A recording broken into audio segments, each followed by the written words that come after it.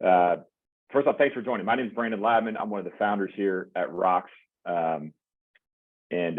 Yeah, hopefully it's something everybody will get some good information, some good takeaways, some valuable research that Stuart, I'll introduce him in a second, is going to start walking through, and being able to benchmark yourself over 2,000 employers nationwide from these the research here, and getting some insights. So hopefully with kind of college hiring or helpful things to kind of start planning for your company, somebody that if you're doing any hiring coming up, and hopefully there'll be some useful information you all can take and gain some knowledge here. Just to run through, just a little brief overview of us, ROCS Grad Staffing. So real quick, but just to, if people that don't know already, we're a staffing company just for helping recent college grads find jobs at great companies, pretty much throughout the East Coast. A little background of our story. I'm one of the founders here. I started with my business partner, Tom Moore, back in 2003. So we've been doing this about 20 years, but we started ROCS out of our dorm rooms. We were scratching our own itch. We were students ourselves, looking of, hey, what are we going to do with our careers? And had an opportunity. We came up with an idea to help with that process, and decided to start ROCS. Started with $400 and kind of built it to where we are now. So the goal with us is to help companies, find great talent, hire better, hire faster, save time and money, and just focusing on recent college grads is our niche. So 20 years later, since back in the dorms, we've been on the Inc. 500 and best places to work, and with the same kind of goal we had back when we started, is to help businesses find and recruit the best talent possible, and do everything we can to kind of help that process. So that's a little bit about us. And jumping into introducing, Stuart is about to take over. We actually met Stuart back when we were starting the company. We were college students back when he was at Virginia Tech working at Career Services. Had a great relationship with him over the years and always stayed in touch. And he's one of the most knowledgeable people in the college recruiting space. And we finally convinced him recently when he was at Wake Forest, the executive director with Wake Forest, to actually join the ROCS team. So he joined us as our director of the North Carolina of operations. We're super excited about having him. I think he's going to have some great insight to share with you all, and let him take it on from here. Stuart. Thank you, Brandon. Appreciate the opportunity to work with you guys. I've been very impressed with you all. I'm glad to be part of the team. And welcome everybody. I see folks are still popping in. So I will just remind you that if you want to have a question, go to the Q&A, submit the question. We'll look at it as it comes in, or we'll hold them to the end. Reminder, this is being recorded, and the recording will be shared afterwards, as well as the slides, and looking forward to it. So hopefully this is helpful for you. Start off with a little bit about a background of this. Some of you that may be on the call could be on the Career Center side of things, and many of you know this report started at Michigan State 51 years ago. The gentleman that had led it for the last 30 years, a guy by the name of Phil Gardner, is still involved with it, but he has since retired, and he is the director of the Collegiate Employment Research Institute. And you may have known this program as the recruiting trends for many, many years.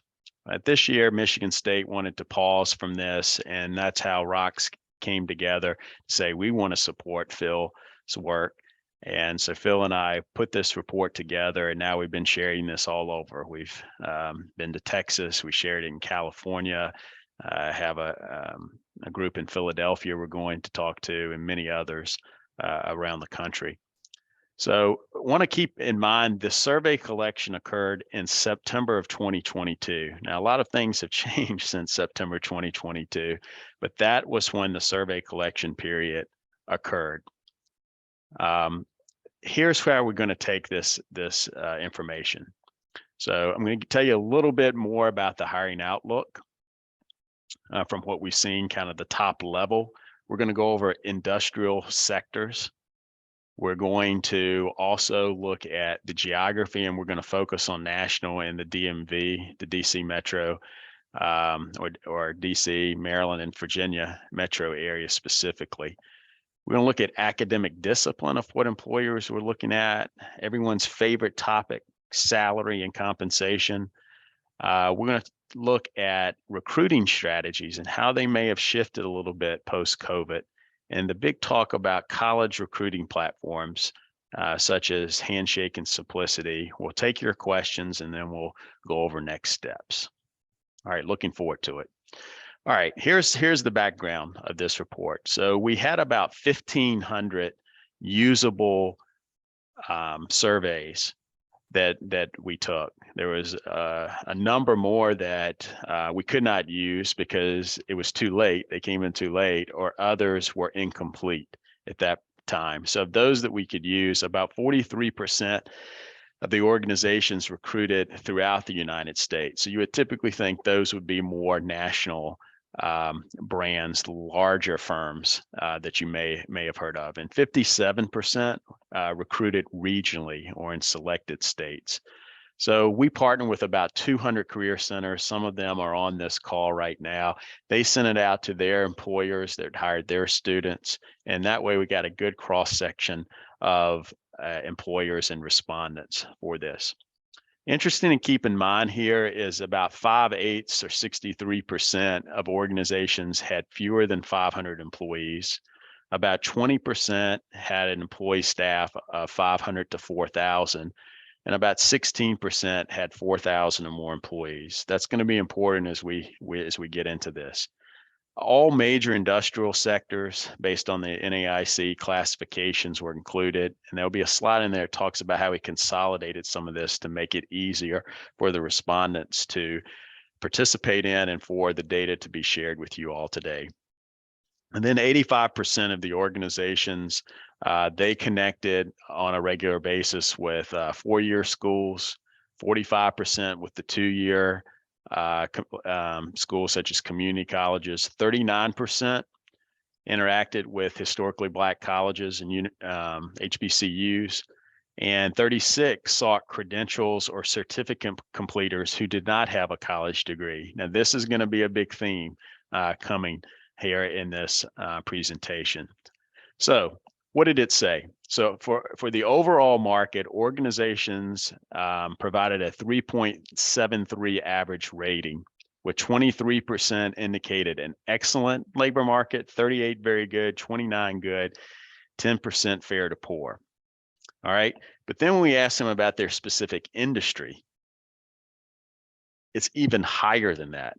So that tells me that the organizations that are competing for talent feel like it's even greater from what they're seeing versus overall that may be in the macro environment. And I will tell you that this group's group of organizations' optimism was slightly lower than last year, but it's historically high. So if you can see this on this document on the slide here, we went all the way back to 2008, right before the Great Recession, and then you can see it dips down. It was a 1.9 rating during the Great Recession, and you saw it increase pretty steadily for the next decade. And then COVID hits, and it dipped down pretty drastically for that one particular year. But then in 2021, it was the best year ever since 2008, based off of employer confidence level. And you can see that it went down just a little bit, but that's to be expected because of the unusual situation that we were seeing in the labor force coming out of post-COVID with the vaccines. So what does it look like for 2023? We're going to give you an overall look, and then we're going to go into these other versions of it as well by these demographics. So as I said before, the credentials and certificates is one of the big ahas that came out of this. 21% of the respondents do not hire candidates with credentials or certificates, but 79% do. And of those, 31% were expecting to hire more of these. Now, we did not ask what specific type of certificates or credentials. It's just a general And there seems to be a lot more appetite for hiring credentials and certificates than it may have been in the past. And you can see that it's up 8% versus last year when we asked this, okay? So a lot of things could be happening there. These smaller organizations could be saying, hey, I can't compete because I don't have a brand name with some of these bigger companies, or the labor market is just so dire, I'm willing to take anyone that shows that they have the skill sets for it. But also you've got job seekers that are saying, you know what, I don't have time for a 4-year degree or even a 2-year degree, but I can go and get something in 3-4 months that's out there. So there is a much increasing interest in credentials and certificates. And if I'm a college or university thinking about this admissions cliff that is upon us right now, post-COVID, some of the factors that play into there, I would be concerned. The fact that so many of these professional organizations and other entities outside of higher education are offering these credentials and certificates, and the employers, the real customer of the finished product of a college degree, are saying, you know what, I'll take a credential and certificate. So for associate's degrees, about the same amount of people, you would think the same people may be looking at those associate degrees as they would the credentials. You can see that it's slightly off there. You can see only 23% as I toggle back and forth, 30 versus 31% for credentials and certificates. And you can see it's up 8%. It's still up, but not at that same level for associate's degrees. So what about bachelor's degrees? Aha. Well, 98% of those that completed the survey said they wanted bachelor's degrees, 62% the same amount, 35% wanted more, with an increase of about 8.6%. So when you go back, there's not a lot of difference between these credentials, although the number of organizations that are willing to take them on and fill roles, that is still a gap there.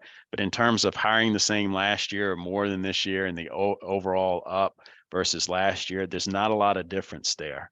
So that's a theme that we'll continue to look at. So now let's look at industrial sector. And again, put in the Q&A your question there, and we'll get that answered either within the presentation or afterwards. So back to what I said earlier, the industrial sector is used in this analysis. The bold there is how we're characterizing and how we added a bunch of those together. So the service sectors, for instance, you can see how we've combined a number of the NAIC codes together to make it more relevant. Now, for this presentation we have, it's a condensed version. We're not putting all the slides in there. We will provide all the slides to you after the presentations for you to review. So we're going to go to ones that may be most relevant to you and some of our customers and clients that we're working with now. So again, service sector. So let's go back. What is in the service sector? You can see these different ones here: administrative services, food, lodging, leasing. We have a number of people in that, transportation, logistics, those types of things there. And you can see what their interest is. So 100% of the survey respondents said they were looking for bachelor's degrees in these sectors. And you can see that it's about the same amount on those credentials and certificates. You can see the associate's degree, the appetite is not as great there, and you can see the increase. All right, finance, insurance, services sector. It's about what you would think. They want those bachelor's degrees. It's very important for them, and you can see the increase year over year, 10% increase in those wanting that particular type of credential or degree, rather. I shouldn't say credential, that degree. And you can see that they're looking to hire more than the credentials and certificates in the associates this year. Professional, business, and scientific services. So think about consulting as an example here with this. Think about accounting here in this as well. You can see that, again, bachelor's degrees, there's a big interest in hiring more than in the previous year. And that's a change of about 9%, but not too far behind are those credentials and certificates. Again, not quite as great, but still pretty significant, and more so than those in the associates arena. All right, now that we looked at the industrial sectors, just a snapshot, I want to go into geographical considerations and touch on this for a minute. So this first slide is just employers who recruited throughout the US. They said, hey, we go everywhere to find the best talent, okay? And of those that said that they hire all over the US, here's one aspect that they added here. Now, I added the MBA, Masters, and Professional and PhDs in here as an example to compare against this. So those employers that are hiring all across the US, you can see, again, the credentials stand out because of the change year over year. Now, again, not as many people are hiring. Only 79% of respondents said they're hiring credentials, but they're looking to hire more, and that is an increase from previous year. Bachelor's still very strong, as you can see here. And then you'll see, and this has been this way for a number of years, the specialty master's programs, whether that's Masters of Management or Analytics or Accounting, that's outpacing the MBA. MBA has been flat for a number of years. Professional and PhD has been slightly growing during that time, and you can see the demand for these. Now, keep in mind, about 63% of our respondents are small size organizations, so one would think that they're not in the market for these specialty master's programs or MBAs or professional or PhDs. Now, this compares to those who are recruiting regionally. So you would think these would be smaller organizations, not necessarily the case, but that could be. And you can see how that number of people that are not hiring this degree is drastically different than those that hire from the United States as I toggle back and forth. You can see in some cases there's negative change moving forward, and there's more organizations hiring fewer than they are hiring more in that sense. Still a growth for these top three of credentials and certificates, associates and bachelors, but not quite at that same level that you're seeing there for the national employers. So let's look at it in specific regions. So for this survey, Phil and I put these regions together based on what you see right here, but we're going to focus on region 3. And region 3 is Maryland, Virginia, West Virginia, and DC.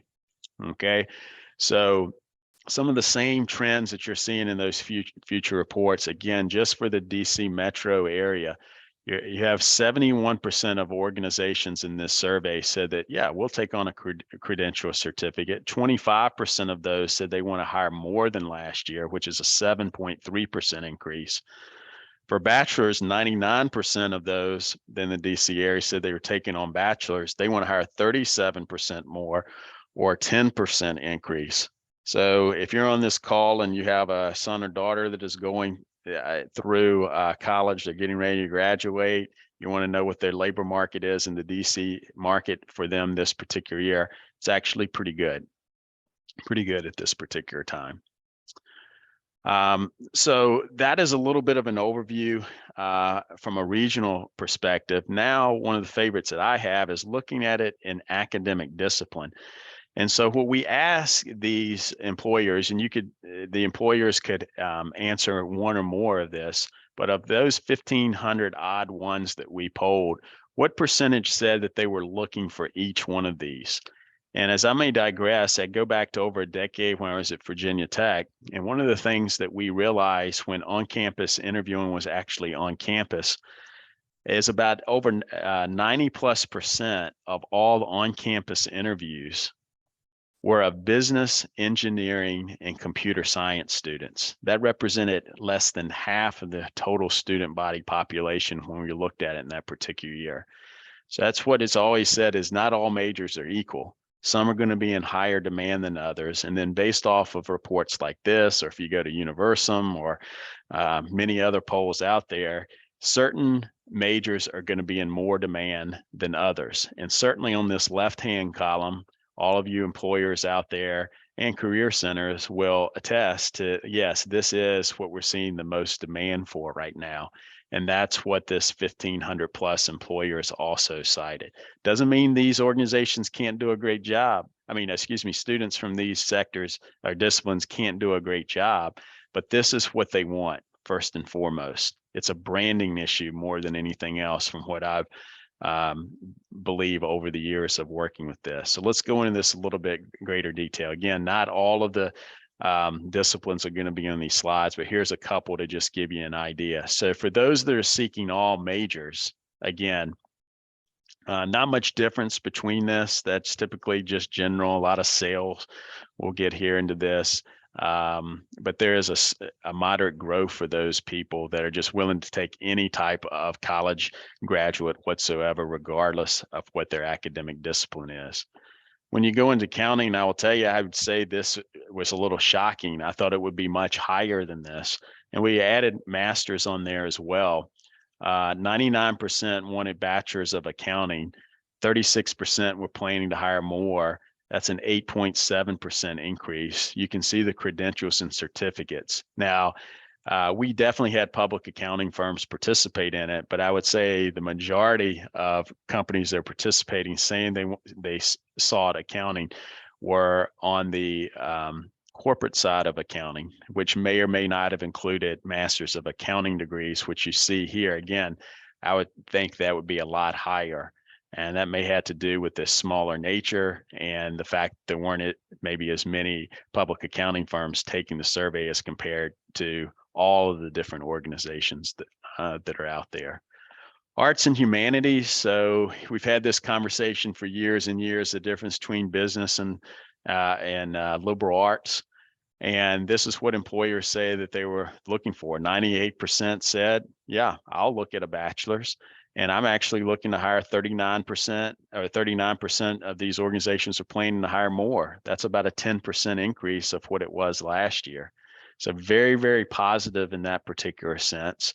And then also the other thing, some of you have heard Phil and I talk about. Phil kind of has helped coin this term, the T-shaped professional. And that's just basically a T. It's horizontal, breadth of knowledge and understanding across multiple disciplines, and then depth of application of that. This would indicate these arts and humanities, they want an additional little technical skill here to go along with that liberal arts background. And that may be why they're hiring more than that. So if you're working with students from the liberal arts field, if they can add a professional certification or credential to go along with that, I think this data will indicate that that would be very wise for them. Though, again, those seeking business, there's an increase there, but look at this, not as much as arts and humanities growth year over year, okay? And you can see those that are looking to hire more. That's good news for the liberal arts folks. And you can see how the demand is a little bit off for the MBA and masters compared to the bachelor's or associates. Communication science, including PR and advertising.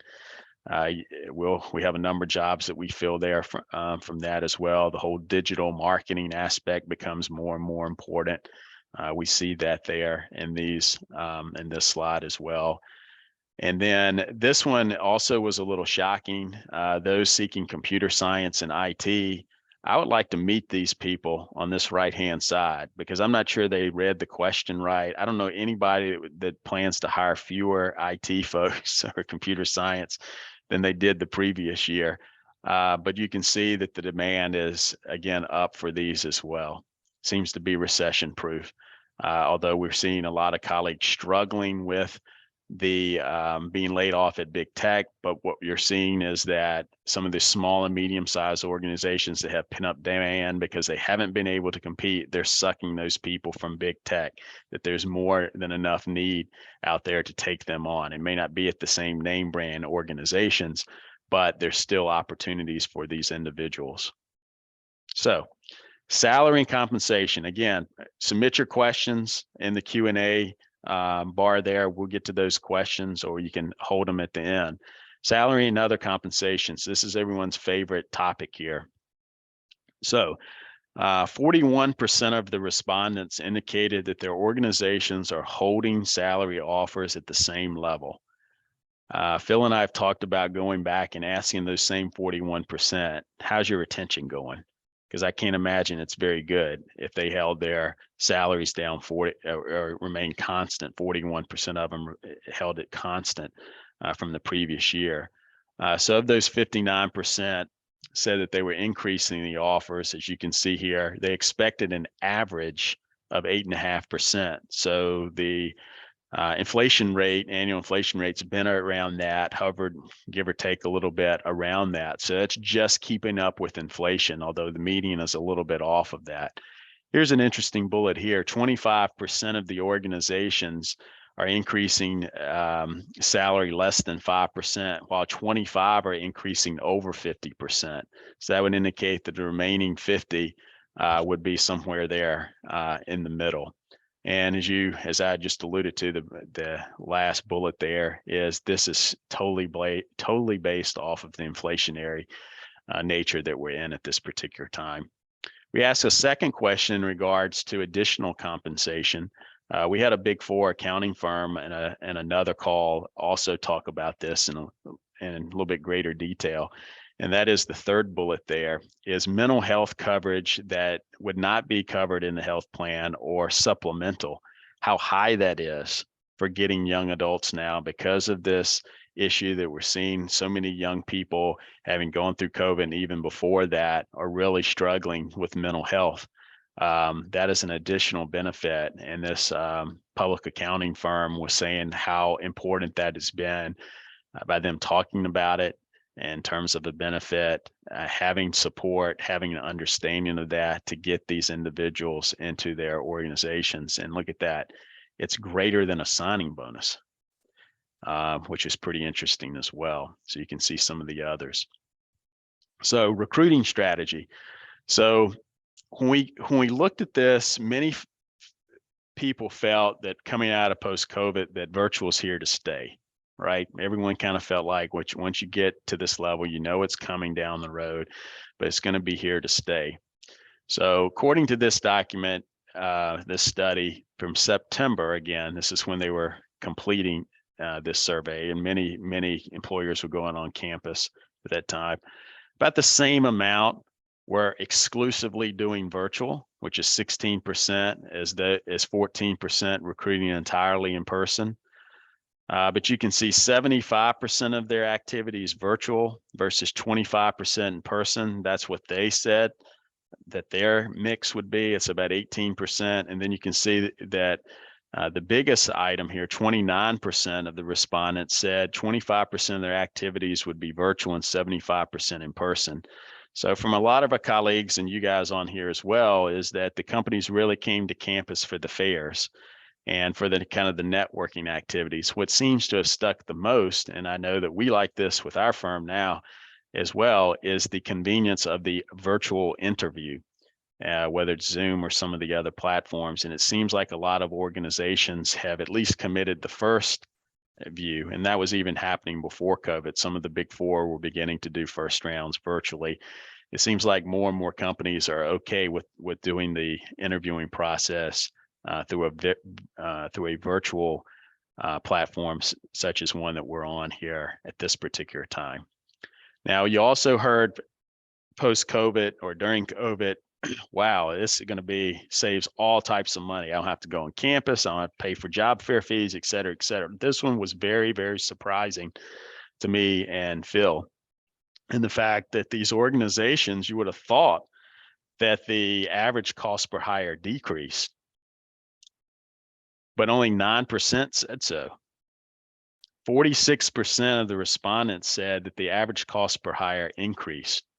Another factoid that we don't have up here is about half of the people don't even track cost per hire. I would imagine that would be more small organizations, but they don't even know how much it is. But they felt like that the average cost of those that did record that metric, saying that it cost even more. And you're saying, well, why? Where is all this money going? Brings us to our favorite topic, which is college recruiting platforms. Where is that money going? So a college recruiting platform would be, just to use a couple, Handshake or Simplicity. Handshake completely took advantage of virtual recruiting during COVID because all of the schools, and Simplicity has this as well, schools use this as their platform to connect employers and students, do programming, et cetera, for round events. So when we asked this 1,500 plus employers that are out there, 47% said that they had a form of at least one paid account. Speaking from personal experience with Handshake, we've seen employers say they're spending anywhere between 30 to 100,000 to have access to this platform. Now, that's not a guarantee that you're going to get anything. That's just to have access on that. And we'll go through a couple of slides here to these next few slides to see, is that a good return on your investment? So we asked those individuals, do these platforms help your organization achieve better recruiting results? It's kind of mixed, 40, 60, 60, 40, kind of not, okay? We then asked them, are you now less dependent on working with college career centers? Kind of not. One of the reasons is the technology is so difficult and so many of the career centers are using it. The career centers have actually had to be tech support for the employers in order to use the platform. And that's been a point of contention as well. Provide a good return on your investment. Only 21% said very well or extremely well, that this 30 to 100,000 that they're spending is actually giving them a good return on investment. So whatever your cost per hire number is, so we've seen some that say anywhere between as low as 3,000 to 6,000 to 7,000 up to 10,000, depends on what you're going to include in the figure there. Let's just say 10,000 as an example. Only 21% said that it was very well or extremely well, a good return on investment. Well, if you're spending 30 to 10 to 100,000, you better be getting 3 to 10 hires out of this as a source. Okay, so that it's a little bit uncertain at this time if people are getting a really good return because they're paying a different amount. Some are large organizations with a lot. I would imagine they're going to be in this 4%. And then the smaller organizations, say the less than 500, they're probably in that 20, 29, 30% categories for each one of those bullets. Another thing that we heard is that with virtual recruiting, diversity candidate pools are now greater for this. And you could probably see some examples of that, but also a lack of student engagement would indicate maybe not what we thought. And then here is the qualitative input that we received from employers about these platforms. They said, gosh, there's just too few applicants, or they weren't the right type. Students don't use the platform. They're not engaged. They don't apply to my opportunities. We've really had a hard time with user interface. It's kind of hard to navigate, and it's just too costly. Those are some of the, again, qualitative comments that we received from employers. Now, those that met expectations, they said the reach and access to students, especially outside of our location, where we can post one job and it goes all over the US, that was something that very much met or even exceeded expectations. Handshake was the most mentioned in this report, much more so than simplicity. It was mentioned by name as it being a good overall tool and so forth. And then the overall efficiency as a whole of being able to manage relationships and postings and so forth at multiple schools was identified as meeting expectations as well. So that's kind of what we see with this report as we come to a close. And these are some bullet points that Phil and I both put. This is kind of like a disclaimer that even though we had 1,500 organizations, it's still a very small slither of what we're seeing out there. So we caution you to make any type of generalization toward the broader labor market, but it is something we can use. Having done this 52 years in a row, we can look at it over year. We feel pretty good about it. Second, look at other reports that are out there. NACE has a good report. There's many others that are out there. Use and get all of these different surveys together to make a better educated decision. Again, I'll reiterate, this was September. A lot of things changed since September, okay? Interest rates are higher. You've got the escalation of war, midterm elections, a variety of other things that have occurred at this particular time, and it's going to continue to occur over this particular period of time. But what we're seeing is it still looks good. It still looks good moving forward. And we'll see if that holds come in 2023. So any questions that we may have out there? Any questions? Feel free to add it to the Q&A session. We'll go through those questions right now. And I see a couple here that are coming in. So one question was about internships. What are we seeing about internships? We did ask about internships. We didn't include it in this slide deck here, but with internships, one of the interesting things that is emerging is something that employers are calling non-traditional pipelines of talent. This is talent that's not sitting in college campuses. These are the people that may be doing these certifications, maybe didn't go to college, maybe started working and are not in the normal pipelines that you would typically see. A number of organizations have talked about how can we generate a pipeline of non-traditional candidates that may be out there. A website like NAC is trying to exploit this, NAC app, and many others. Another thing that some of the information revealed is that a lot of these schools are promoting study abroads, project-based experience, research, service learning. And the idea is we want to make our students much more well-rounded so they'll have more experiences and be more attractive to the employers. Well, that's not what the employers said that they were interested in. The overwhelming majority of those employers said of those four things, they would not accept that as a form of experience when looking at that particular count. Now, some would, but it was not the majority. So for me, that was very curious, is that you have maybe academics saying we want to create these opportunities for our students, but yet employers were saying, well, that's fine and dandy, but that's not really what I'm looking for in order to hire them, which was very interesting in that particular space. Any other questions that we may have? Brandon coming in.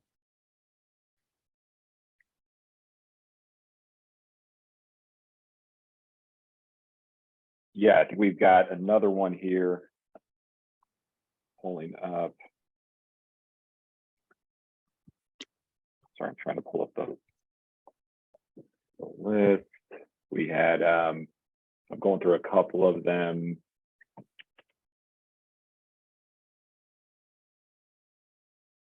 see here.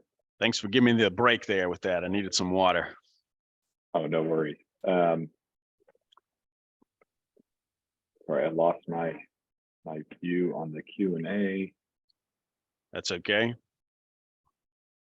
I guess going into the cost per hire, I know there's questions about that. I mean, is there detail of how people kind of are looking at the cost per hire is kind of factoring in, the cost of bad hires, or I guess is there detail on what that kind of covered, what they're seeing? Yeah, in terms of cost per hire, one of the things was interesting is about half didn't even keep it, keep track of it. And what I said before is that some people do not include the labor cost, like a recruiter or even other people that are interviewing, to measure the true cost of that. But then also, whether it's sponsorships or whether it's access to these boards and so forth, there was a shift during COVID with it. And that's, to me, is what is so surprising in this, is that the employers are still coming to campus. We saw that this year. They may be doing their interviews virtually, which is not costing them anything, but then they also are buying into these boards, job boards and platforms and so forth. And then the demand is also increasing as well with that. So I guess it would make sense, but then that doesn't take in consideration the amount of time and effort. So the true cost of having to hire these individuals internally through your team may be greater during that time versus outsourcing it to another party that may be out there, may be able to have some efficiencies of scale from that. Got it. And another question here, Stuart, we had is how many companies are actually using, outside resources or staffing companies for, early, recent grad talent? Yeah, a slide that was not in here. We asked that question: how many organizations or participants were using third-party staffing firms? And it was just shy of around half. I think it was around 50%. Were using third parties for any type of position in the organization. We then asked the question about early career talent. So again, that's 0 to 5 year talent was about 12%. Not in this study, but in another study that Phil was in part of. He says that number has increased pretty rapidly here in the last couple of years. He said it was another survey that he was in research report he was on. That number was at 7%. So it is increasing. Anecdotally, talking to other employers, I know that some larger national firms have said that they have gotten people through staffing firms through early career talent. That certainly has not been the case in the past. I think a couple of reasons for that. One, students just aren't as engaged as maybe they were before COVID. They're still trying to struggle with that, especially those individuals that are first gen or,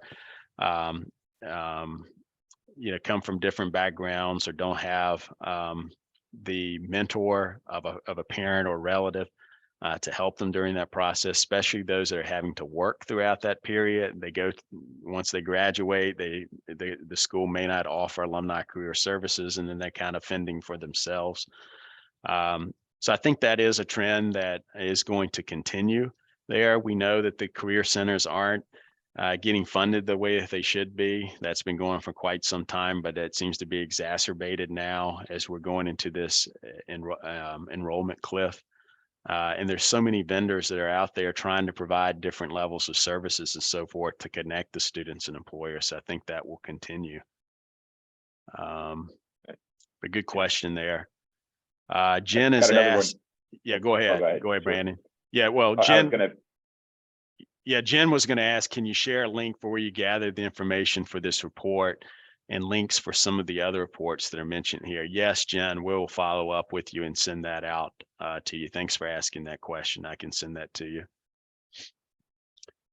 Question here from Don: if the recruiting platform Simplicity and Handshake are not meeting the majority of college recruiters' needs, are there alternatives being developed? Great question. I think there is some conversation. There's some associates, some of you on the call, I think know a person and a group that is working on this to try and essentially outsource aspects of career services. Could that be done? I don't know how effective that has been at this point with the model that they have and working with another provider that is out there. I think certainly working with a third-party firm, Don, one such as ROCS Grad Staffing would always be a good suggestion. I think we certainly have a niche, and it's obviously been one that has been working for over 20 years. And the number of clients we have and the number of candidates we've placed is undisputed in that. I think more of that could occur. You're also seeing, again, even more niche than us. There's a number of organizations that are doing kind of third-party placement for student athletes that is beginning to grow. There are a number of groups that are trying to do lead generation for diverse students for employers.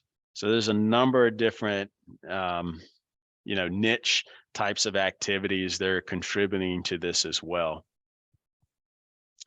So great question, Don. And that may be a good lead in to another slide that we have here at the end that we're willing to do for any employer that's out there. We are willing to sit down with you, have a consultative session to review your recruiting strategy, with us. We can go over some of this data, benchmark against some of the competition from what we're seeing in this report, and then other evidence we have of working with employers, and help you plan for the upcoming year. I know a lot of the career centers do this when they go and create company visits on site. We're willing to do this for you as well. So if you are an employer on this call would like that, you can send me an email at the bottom, or text me, or give me a call, and we can get something set up. Then I think we have one other question here. This one seems to be a little long. Let me read this out. What are the best ways for a small organization like a nonprofit to get job opportunities in front of a specific discipline focus, such as communications? I posted on Handshake and some of the school platforms and did not get any applications. Also, what time of year is the best year to recruit candidates? Is there a window to focus on job recruitment from college grads? Thanks for asking that question, Jen. That was a lot there. So let me go backwards. So what is the best time of year to recruit candidates? So pre-COVID, we'd always say about 2/3 of college recruiting was done in the fall. The idea is that early bird gets the worm. Those in high demand, say like the business, engineering, computer science, those people are going to be off the board a lot quicker. And you would typically say in the spring, all right, sales, you're trying to forecast labor needs and so forth. Those could probably wait until the spring. Post-COVID, what some of the larger employers are saying is it's year round now. They're going year round. You had the big banks who would notoriously be recruiting even earlier. They were coming back to the well a lot more frequently during COVID because their process and cycle got all out of kilter. Ideally, the best way I think to do it is to have internship programs and use them as feeders. So you're not going to look for those full time. You always have people that are coming up. Now, a lot of organizations may not necessarily be able to do that. With kind of the advertising, what you hear from like the ad agencies and so forth, is a lot of it is just in time. When they get a deal from a client, then that's when they start hiring people. And so typically for those individuals, you kind of wait until like that April, May time period, and then reach out to your contacts, and they may have open opportunities because they've just gotten some type of business earlier in the year. To your point about Handshake, if you're at an organization that maybe doesn't have a brand name and you've posted something on Handshake, and there's tens of thousands of opportunities there, if it's not in the search agent that they have set up for what they're looking for, that's going to be very difficult. Now, one of the benefits of these platforms is Handshake allows private messaging, similar to what you would see with like LinkedIn mails, or Facebook messaging, or some of this other stuff where you can send direct targeted information. So even if you don't have a paid account, our colleague, I think this may be right, she'll tell me if it's not, but I think if you have any type of Handshake account, I think you have like 100 direct messages per year or per semester, I think, that you can send to anyone directly. If you have one of these big paid accounts, Jen, you can send messages to everybody in the network unlimited. And that was increasing, say a year or so. I haven't not been able to have access to the data here from this past fall, but I would imagine that's continued to increase as well. So again, Handshake is enabling this pay to play type of model that's out there as well. Hopefully that asked your question, and I'll send that information out to you, Jen.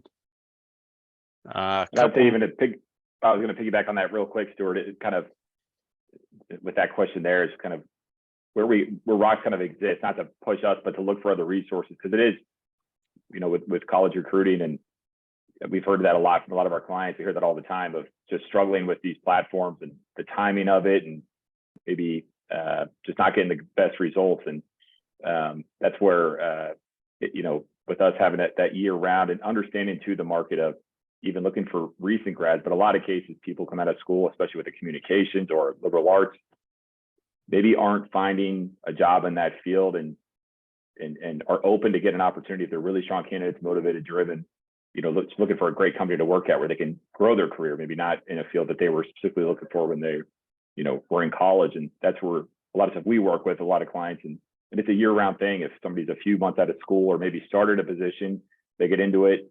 I don't know if I can see myself here long-term, or where majority of our candidates, we work with are those really sharp, candidates that maybe aren't an accounting degree or something specific, but are looking for a good organization, like a nonprofit where they're doing something where they feel they're doing something positive and things like that. And that's where, we've heard those struggles, and that's where a lot of our clients, we try and help with to kind of, hey, how do you find these candidates, whether it's during a certain time or ongoing. And I don't know if there's a specific time like with Handshake Stuart was just talking with, but maybe kind of looking elsewhere of a firm like us, or using other job boards, because there's candidates out there that aren't recent grads that I think might be able to do a better job of maybe kind of what Handshake's doing. Yeah, good question. Yeah.